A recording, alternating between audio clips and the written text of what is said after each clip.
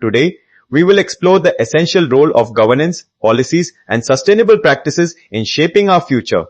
Specifically, we will focus on how these principles are applied and navigated within the context of India. Today, we will explore the fundamental pillars that uphold environmental protection within India's legal framework. Let us now focus on some of the key laws specifically designed to safeguard India's precious environment. First, we have the Environment Protection Act, which is a comprehensive law enacted in 1986. This act primarily aims to protect and significantly improve the overall quality of our environment. It also regulates industrial activities that might cause environmental damage and establishes crucial quality standards.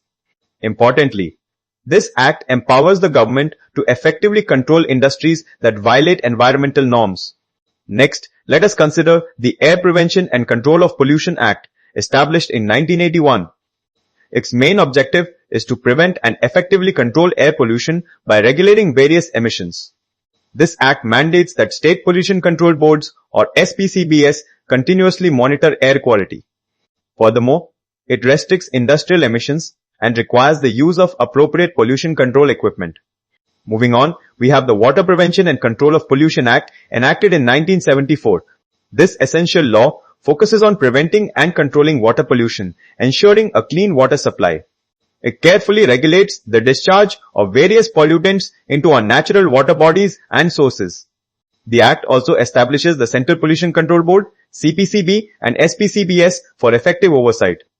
Finally, we will look at the Wildlife Protection Act, a crucial piece of legislation from 1972. Its primary goal is to protect India's diverse wildlife, including its rich biodiversity and endangered species. This act leads to the establishment of various protected areas, national parks, and wildlife sanctuaries.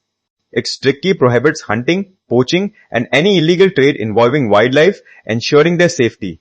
Now, let's look at some key policies and plans guiding India's sustainable development. These frameworks are essential for guiding sustainable development and climate action across the country. First, we have the National Environmental Policy, often referred to as NEP. This policy provides comprehensive guidance for sustainable development across all economic sectors. It strongly encourages environmental impact assessments, or EIAS, for new projects. Moreover, the policy actively promotes public participation in crucial conservation efforts.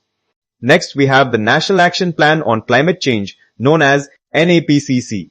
This plan serves as a strategic framework for India to effectively combat climate change. It includes 8 key national missions, focusing on areas like solar energy and water security. A core aim is to significantly expand India's renewable energy generation capacity. Let's also consider the Extended Producer Responsibility, or EPR, policy. This policy holds manufacturers accountable for managing the waste generated by their products.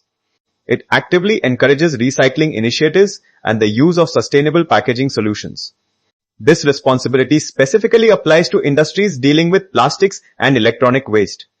Despite these laws and policies, India faces significant roadblocks in achieving full environmental compliance. Weak enforcement allows many industries to bypass regulations, often due to issues like corruption.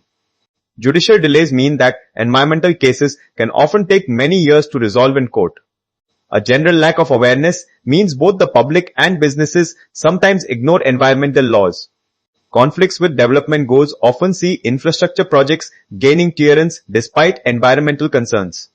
Rapid industrialization places immense strain on existing pollution control and monitoring mechanisms. So, how can India strengthen its environmental governance and ensure better compliance? One crucial step is to significantly strengthen environmental monitoring systems and oversight.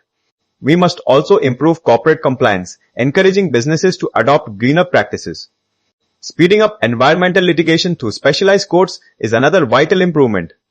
It is also essential to improve and update waste management laws for greater effectiveness. Finally, fostering greater public participation is key to successful environmental initiatives. Let's now explore the 4 fundamental pillars that define corporate social responsibility, or CSR. These pillars help businesses integrate their social and environmental responsibilities into core operations. The first pillar is economic responsibility, focusing on how a business generates profit. This includes ethical business practices, ensuring fair wages, and promoting inclusive economic growth. Next, environmental responsibility addresses a company's impact on the natural world. This involves reducing carbon footprint, implementing effective waste management, and conservation efforts. The third pillar is social responsibility, emphasizing a company's role in society. This means supporting local communities through initiatives in education and healthcare.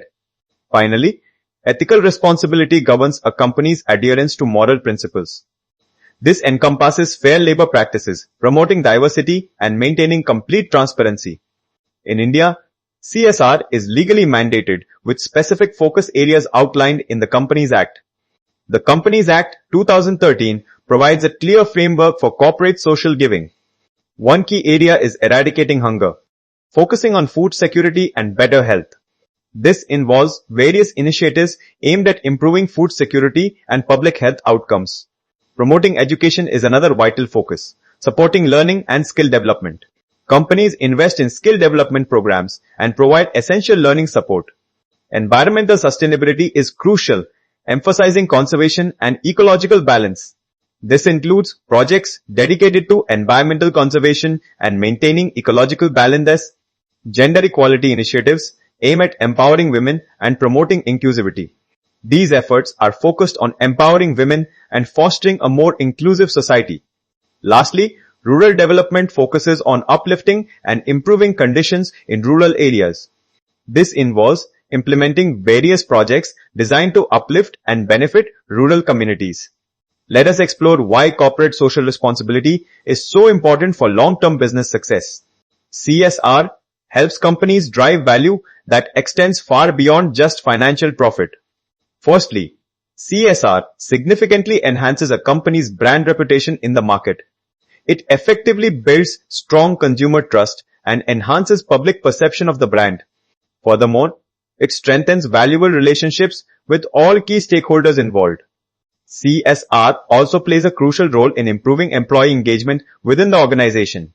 It fosters a positive and ethical work culture, boosting morale among employees. Additionally, it helps attract and retain top talent who value responsible companies. Strong CSR practices are crucial for ensuring better regulatory compliance for businesses. This helps companies avoid potential legal penalties and fines, ensuring smooth operations. It also significantly improves overall risk management, reducing potential future liabilities. Finally, CSR contributes directly to a company's long-term profitability and growth. Sustainable practices often lead to reduced operational costs and increased efficiency. It also expands market opportunities by appealing to socially conscious consumers. To conclude, let's summarize the key takeaways from our discussion today. We have covered governance, policy, and sustainable practices, especially within India. India's robust environmental laws, like the EPA, protect vital natural resources. Key policies, including NEP, NEPCC, and EPR, drive national sustainability goals. Corporate social responsibility is legally mandated in India, promoting ethical business conduct. Sustainability reporting significantly enhances corporate transparency and accountability for impact. Active community participation is absolutely crucial for achieving grassroots sustainability impact. Finally, successful case studies offer valuable, replicable solutions for a sustainable future.